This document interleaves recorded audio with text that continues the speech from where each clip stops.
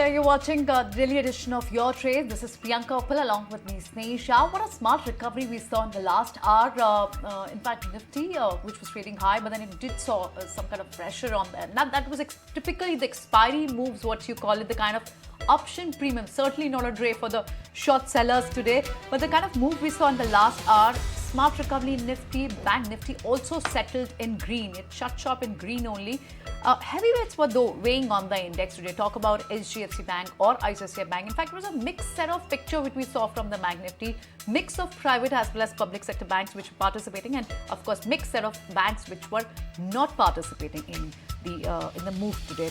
But then broader markets which had been in pressure yesterday also was in pressure today itself.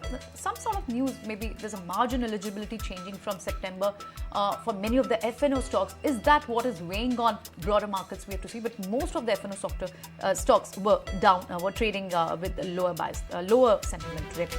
Top sectoral moves came in from packs like FMCG, Auto saw smart recovery. In fact, some of the top gainers on Nifty come from Auto pack only.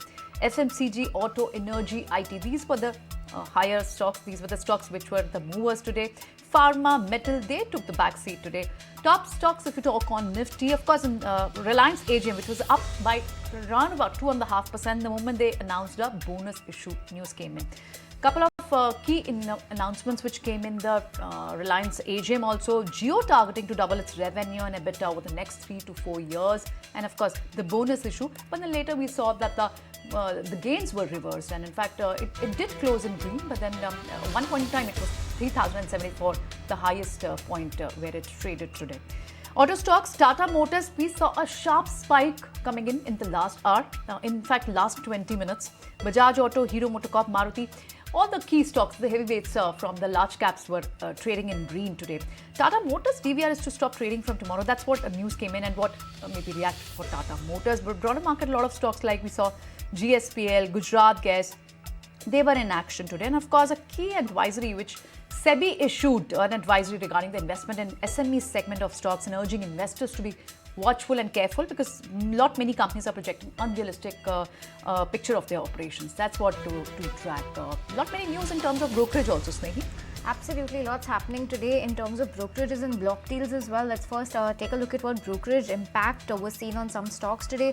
You had a brokerage from coming out on PNB Housing today. That stock was as high as about 4% in today's trade. Axis Cap has maintained a buy, gone ahead and hiked the target price. UBS also came out with a note on power financiers. REC, PFC, both a buy initiation happening on these both of these counters. Both stocks are doing pretty well. However, PFC held up smartly, about 3% gains coming in on PFC as well. REC also 1.5% gain coming over there. Another stock to watch out for was Vodafone Idea today. Citi has maintained a buy rating with a target price of 22, which means that stock was also up about 2% in today's trading session. On the back of block deals then, Interglobe Aviation was down about 2% in today's trade on the back of a promoter most likely being the seller. Rakesh Kangwal is expected to be the seller of this block deal. 2.3 crore shares have changed hands. PB Fintech was also flattish in today's trade with a slight negative bias. 2.1% equity has also changed hands coming in for PB Fintech. And lots to watch out for because you had a block deal on Wellspin Living as well today, so that stock was also in focus.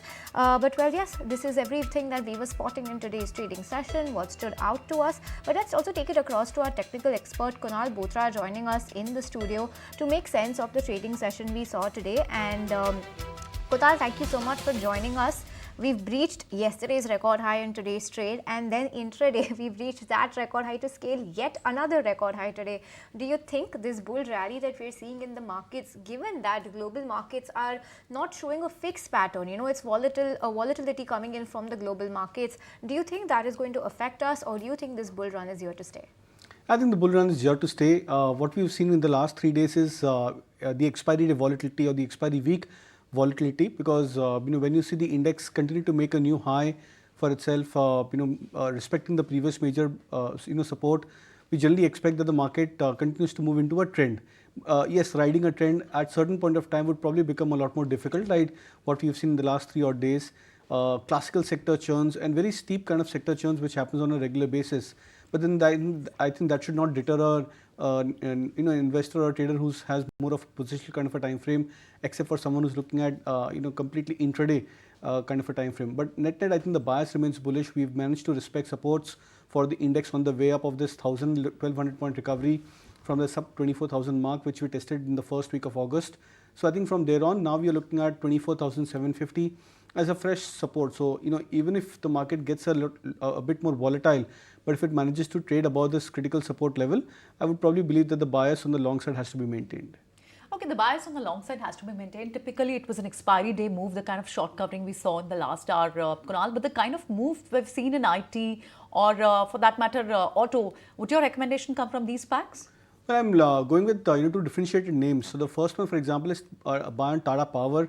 I sense that the stock is now getting back into a momentum zone. It's now on the verge of crossing about its 50-day moving average. Good round of pickup or recovery in the stock in the last 2 weeks. So expecting the stock to perform pretty well over the near term. 450 as a target for Tata Power. Stop loss could be kept at 415. And NTPC is the other stock which I believe is at an attractive risk reward play. The stock over the last 2 or 3 days had gone through a mild correction. So I think at 405, 410 range, it's a good range to go for a buy on NTPC. Targets of 430, stop loss at 395. Okay, so buy calls on Tata Power and NTPC. Thank you, Kunal, for sharing with us, and along with your market views. On that note, we'll let you go. But let's keep it going with all the technical talk. And now we're being joined in the studio by my colleague Shrishti, who spotted 2 stocks that stand out to her on the charts. Shrishti, what are these stocks today? So we have got 2 counters, one on the breakout side and one on the breakdown side. So first up, let's start with the stock, which is one of the breakdown candidates, because what we have seen is that Godrej Properties as a stock has been on a continuous uptrend. But in the recent while, we too spot that the trend has reversed a bit for Godrej Properties, because the stock is now trading below its 20-day moving average. And for so many times now, the stock is clearly facing a rejection at this particular level. Even in today's trading session, there was a rejection candle exactly from its 20-day moving average, and now retesting support of close to 2,800 rupees as well. And other than that, what we are seeing is that there is indeed a trend reversal when it comes to Godrej Properties. So this is the first stock that we spot on the breakdown side. Moving on to the next one, and that is indeed a breakout stock, though there was a news flow that from tomorrow onwards there is not going to be any trading that could be done in Tata Motors DVR, and Tata Motors DVR shareholders will get shares of Tata Motors. The swap ratio is already there, but indeed what we have seen is that the stock has been quite strong. It has been clearly respecting its 20-day moving average, and in today's trading session there was a range breakout, because you will see the stock is seen to be consolidating, now moving above its 1100 mark as well, taking a bounce exactly from its 20-day moving average, and hence we did spot this as a breakout stock. So these are the 2 counters on the technical side. Back to you. Need to view Tata Motors with a more positive view, the kind of spike we saw in the last hour, and Srishti tells us on the charts also what worked for it. Moving on, let's get to the word from the wire. Speaking about the PSU space, Zinshaw Irani, CEO for Helios Mutual Fund, says that he has sold off holdings in PSU space, at least ahead of the budget. But now, what is his view, his current view? Let's understand. In the run-up to the budget, we sold off quite a bit of PSUs. We sold off, in fact, in the oil and gas space, we sold off, chopped off rather, some weightages in defense. We had one railway stock, which was more of a tourism stock. We moved that out. So we've done our, I think we got our shopping cart down to manageable levels as such. So I think that's what we did in the run-up. But frankly, I mean, as in the look at what happened on 23rd, right? The budget wasn't that exciting for the PSU space as such. There was a cut in spend, so it's obvious that this won't last for long. I mean, this kind of a euphoria in that space. We cashed out a bit on the PSU space, so we had that money lying with us, and that's why we got there. We chopped a bit, rather trimmed a bit on the tourism space, because we thought there was a lot of froth building up there, though we continue to be very bullish there. In defense, we chopped a bit. That's a sectoral moves and preferences coming in from Zinshaw Irani. But on that note, we'll slip into a very short break. More about the trading session that was on the other side of this break.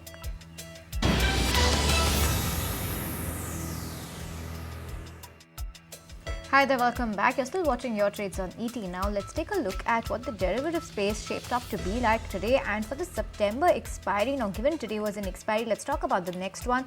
For the September expiry, we're seeing some long build up on the Nifty, so that's a positive indicator coming on that front. What's surprising is Nifty Bank also, we're seeing some mild long build up happening. Remember, up until yesterday we were seeing some short build up happening on Nifty Bank, and now that trend has reversed.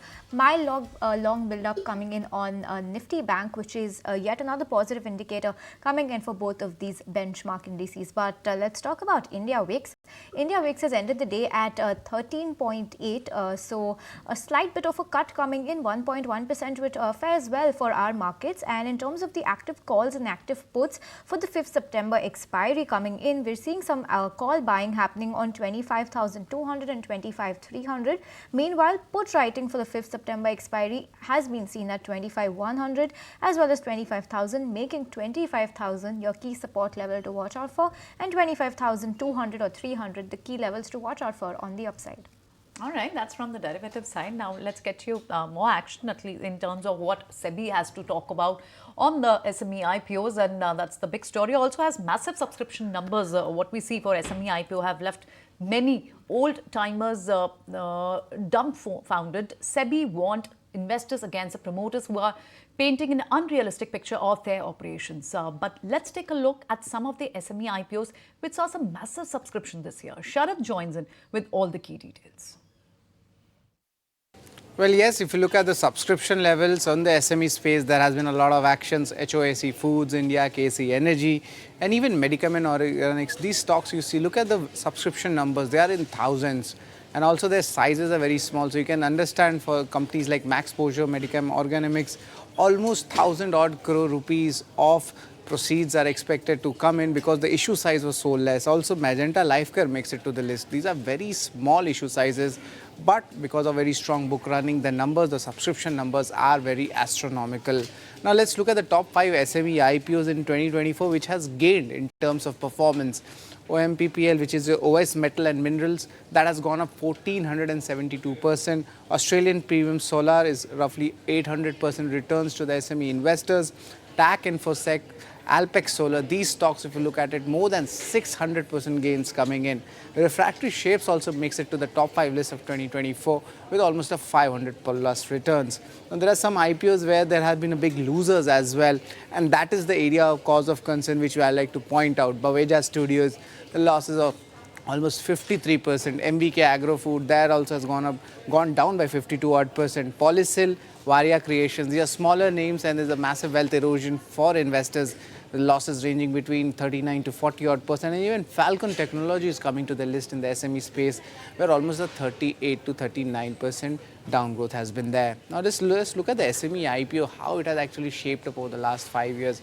Number of issues and the sizes, they have considerably picked up. From 2020, it was just a mere 159 crore, and from 2022 onwards, the numbers started becoming bigger.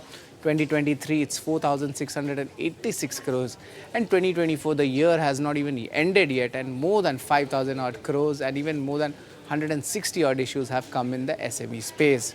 Now, of course, SME has come with a lot of directives which are very important to focus on, but there are certain stocks or names which would like to point out. First is Archit Newwood. The IPO has been delayed as exchanges have raised their queries, and especially the companies focus on profitability of peers. That is something people are asking about, and there has been a sudden increase in the margin over the last 1 year just before the IPO.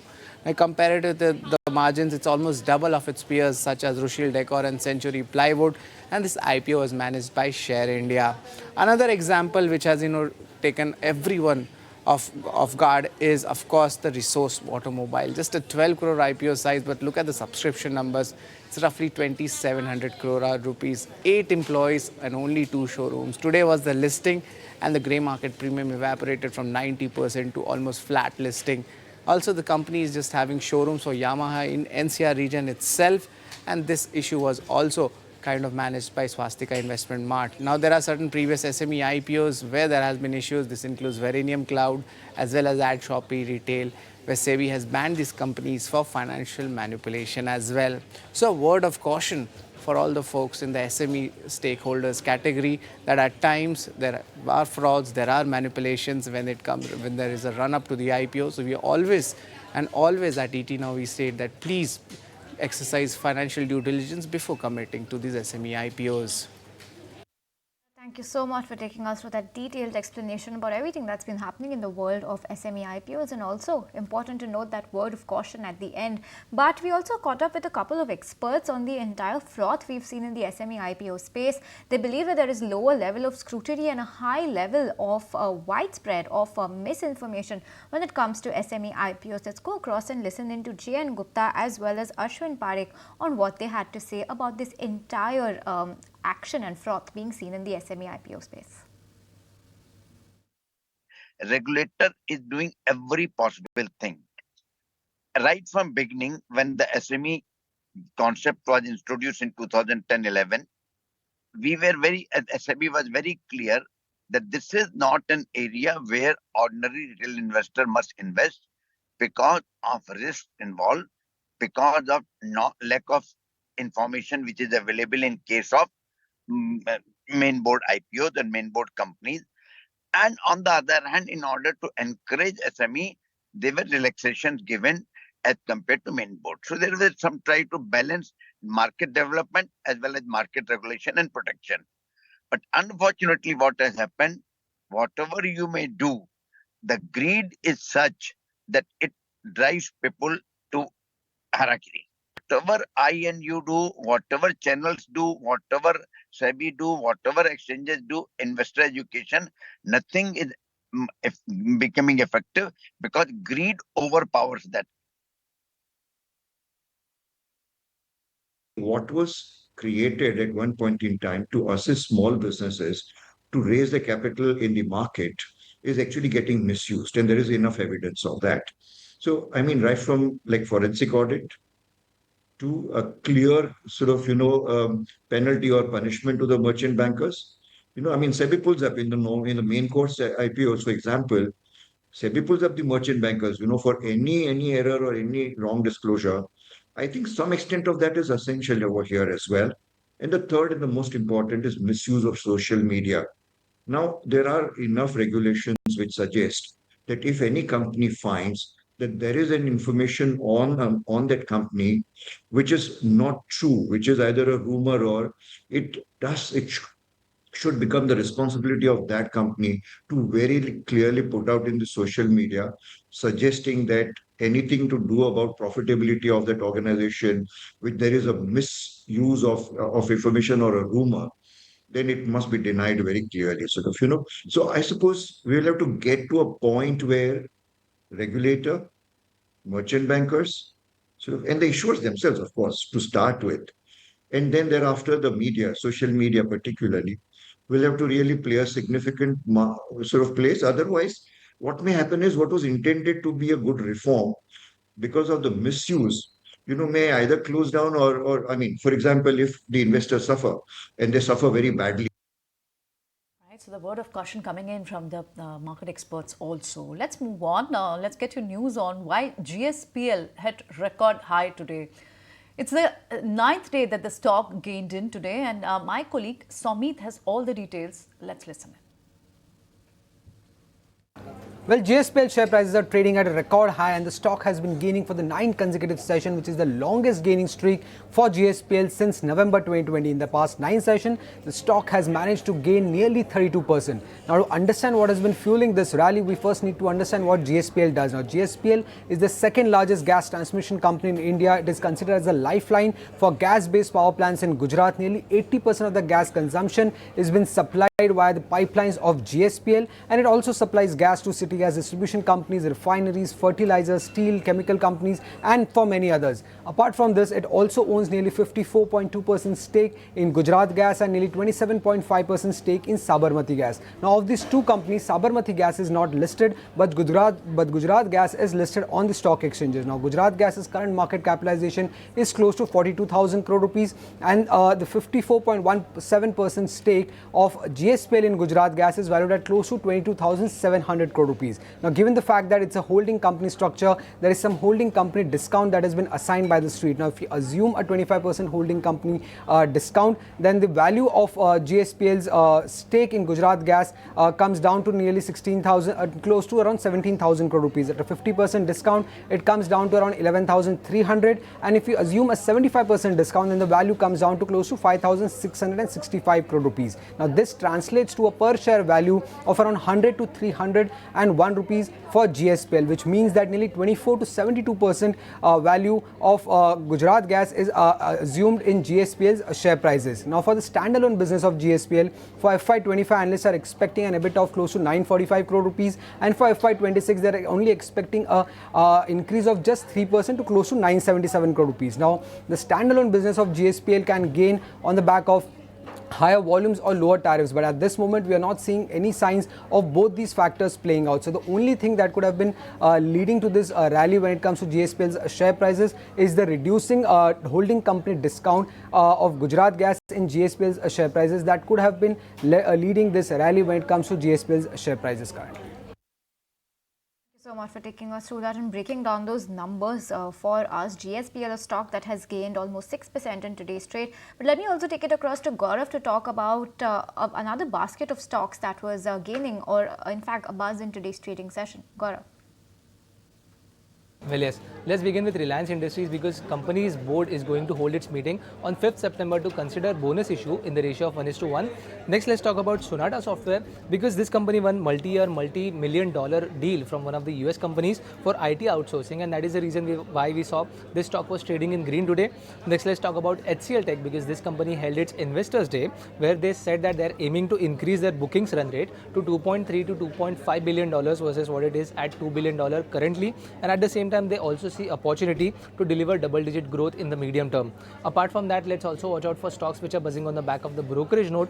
First, let's talk about PNB Housing, because Axis Capital, while maintaining buy rating, increased the target price to 1,070 rupees versus what it was at 980 rupees earlier. And at the same time, we also saw UBS actually initiating on power financial companies. So on PFC and REC, they have initiated with buy rating. For PFC, they have given a target price of 670 rupees, while for REC, they have given a target price of 720 rupees. And on back of this, we saw all three stocks were trading in green today. So definitely watching out on all these counters on the back of the news flow as well as on the brokerage note that we have received today. Thanks very much, Gaurav, for all those stocks that you shared with us. That's all in this edition of Your Trades. Thanks so much for watching. For more news and updates, stay tuned.